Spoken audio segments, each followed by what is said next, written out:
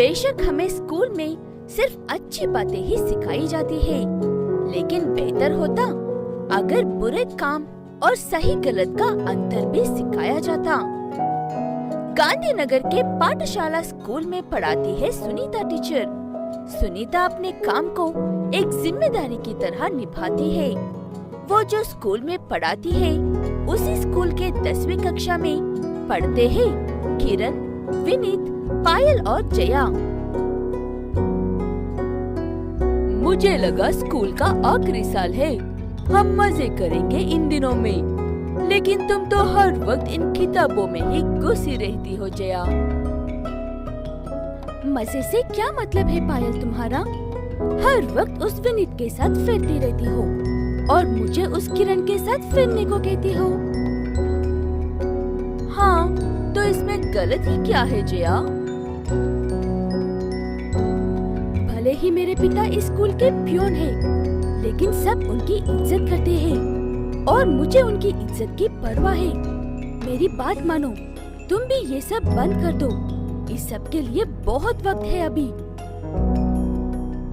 जया की बात सुनकर पायल गुस्से में वहाँ से चली जाती है और उसके बारे में अपने दोस्त विनीत को बताती है। उसकी बात सुनने के बाद विनीत,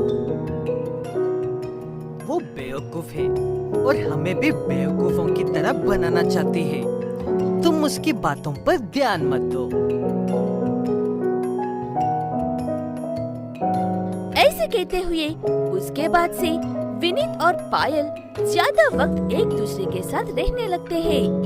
वो देखकर सुनीता टीचर,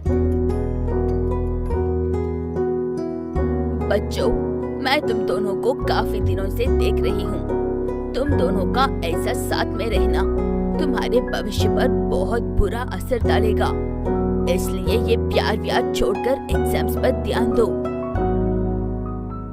सुनीता टीचर की बातें सुनकर वो अच्छे के लिए कह रही है। ये समझने की बजाय सब लोग उन्हें अलग करने की कोशिश कर रहे हैं।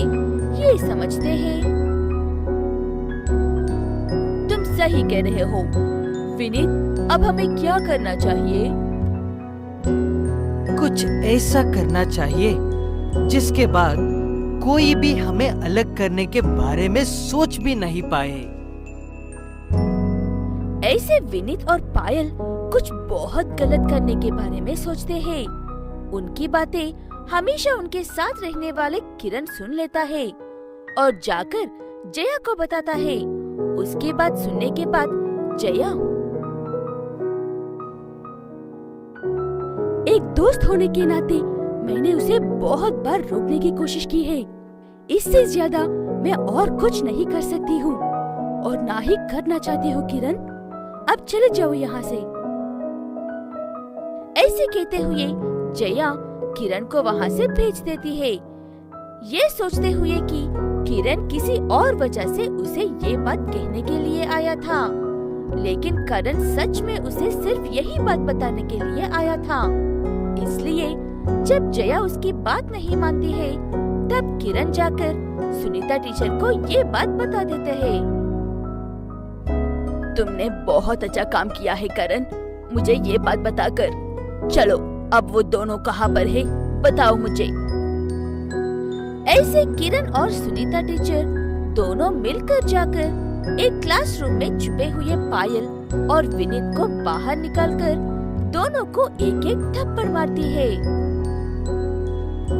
क्या यही सब करने और सीखने के लिए आए हो तुम दोनों स्कूल को?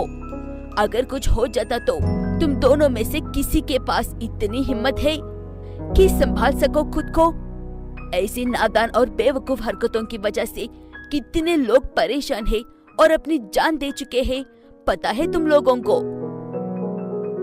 ऐसे कहते हुए सुनीता टीचर उन दोनों को बहुत अच्छे से समझाने की कोशिश करती है, लेकिन उन्हें सुनीता टीचर की बातें बकवास और जलन की वजह लगती है।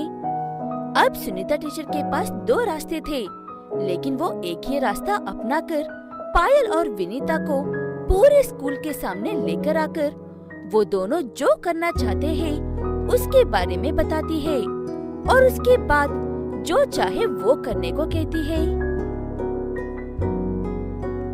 दोनों हमसे दूर ही रहना। पढ़ने की उम्र में ये हरकतें कर रहे हो। मेरी मम्मी को पता चला तो बिना वजह मुझे परेशानी होगी।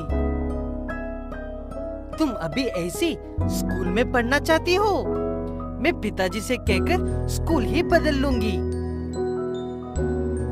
उन्हीं के साथ पढ़ने वाले उनकी हरकत की वजह से ऐसी बात कर रहे हैं। ये देखकर पायल और विनीत को तब अकल आती है और शर्म भी आती है। उसके बाद से ना पायल, ना विनीत और ना ही कोई दूसरा स्टूडेंट ऐसे हरकत करने के बारे में सोचता है। कहीं और का तो पता नहीं, लेकिन हमारे देश में ऑयल के बिना कौन सी भी करी नहीं बनती है और बिना करी कुछ खाना लगभग नामुमकिन होता है। क्या होगा अगर ऐसे ऑयल के दाम आसमान छूने लगे? ये त्रिलोकपुर नाम का एक छोटा सा गांव है, जहाँ पर लोग मजदूरी और छोटे छोटे व्यापार करके अपना गुजारा करते हैं।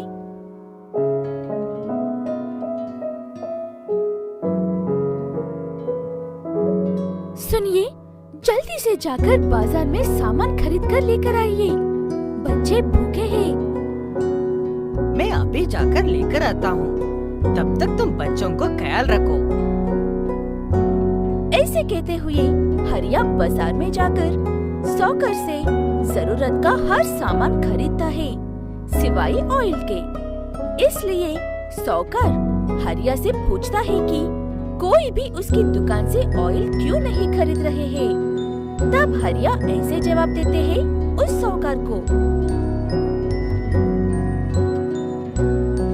आप तो जानते हो ना सौकर जी, इस गांव में ज्यादातर लोग मजदूरी ही है। जैसे कि मैं, हमें मजदूरी करने पर कितने पैसे मिलते हैं? आज तेल का दाम उससे भी ज्यादा हो गया है। थोड़ा सा तेल खरीदना भी चाहे तो ये सब सामान खरीद नहीं पाएंगे। ऐसे कहते हुए हरिया वहाँ से चला जाता है और वो सौकार सोच में पड़ जाता है, क्योंकि उसकी भी दुकान ज्यादा बड़ी नहीं थी और ना ही वो कोई धनवान था। ऐसे कोई भी उससे ऑयल नहीं खरीदेगा तो उसे बहुत बड़ा नुकसान होगा। सौकार ये सोच ही रहा था कि तभी वहाँ पर उस सौकार को शहर से सामान लेकर आकर देने वाली गाड़ी आती है। तब सौकार उससे एक सवाल पूछता है। क्या तुम मुझे एक बात बता सकते हो कि ये तेल इतना महंगा क्यों हो रहा है? इतना बड़ा देश है, 4 पेड़ और लगा लो। तेल कम पड़ रहा है तो आम जनता को क्यों परेशान कर रहे हो? ये काम हम में से किसी का भी बस का होता तो शायद हम यही करते। लेकिन तुम जो ये तेल इस्तेमाल करते हो और बेचते हो वो दूसरे देशों से आता है। उन्होंने दाम बढ़ा दिया है, इसीलिए महंगी बढ़ गई है। देश में इतने काबिल लोग हैं, क्या हम ऐसा तेल नहीं बना सकते हैं? क्या जरूरत है सोने के दाम में तेल को खरीदने की? मेरे यहाँ कोई भी तेल नहीं खरीद रहा है, इसीलिए मुझे नहीं चाहिए। ठीक है कहकर वो आदमी वहाँ से शहर लौट जाता है। सारे तेल के पैकेट्स और डब्बे गोडाउन के मालिक को लौटा देता है। उस गोडाउन में ऐसे ढेर सारे ऑयल के पैकेट्स और डिब्बे थे। वो सारे आज बिना बिके ही वापस आई हुई थी। वो देखकर गोडाउन का मालिक परेशान हो जाता है। अब इन सब का क्या करूं ड्राइवर साहब? कोई भी तेल नहीं खरीदेंगे तो मेरा तो लाखों का नुकसान हो जाएगा। तेल का दाम आम इंसान के एक दिन की कमाई से भी ज्यादा है साहब जी। वो और कर भी क्या सकते हैं?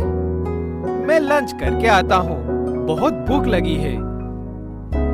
ऐसे कहते हुए वो ड्राइवर बाहर जाता है। बाजार में एक भी छोटी होटल या रेडी खुली नहीं थी, इसलिए भूखा ड्राइवर एक बड़ी सी होटल में खाने के लिए जाता है। वहाँ पर एक छोटी सी पाव भाजी का दाम एक आम होटल में बिरयानी के दाम जितना था। वो देखकर ड्राइवर हैरान हो जाता है। मुझे खाने के लिए कुछ ऐसा दो जो तेल से ना बना हो और सस्ता हो। कोई बात नहीं है सर, आज सुबह से आप पहले कस्टमर है। इस तेल के दाम की वजह से हमें भी दाम बढ़ाना पड़ा था, लेकिन जब से दाम बढ़ाया है तब से ये कस्टमर भी नहीं आ रहा है हमारे होटल में। ऐसे कहते हुए उतने बड़े होटल का मालिक भी दुखी होने लगता है। उसे देखकर उस ड्राइवर को भी अच्छा नहीं लगता है। मैं एक गुड्स कैरियर चलाता हूँ। मैं हर रोज छोटे छोटे दुकानों से लेकर बड़े बड़े सुपरमार्केट वालों तक सबसे मिलता हूँ। सबका यही हाल है।